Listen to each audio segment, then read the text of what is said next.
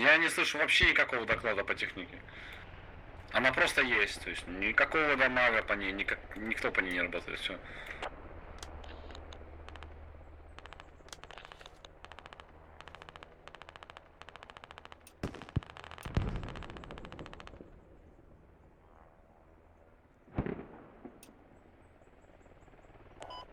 Едет, навожу. По дороге щит. Вон она, на щиту.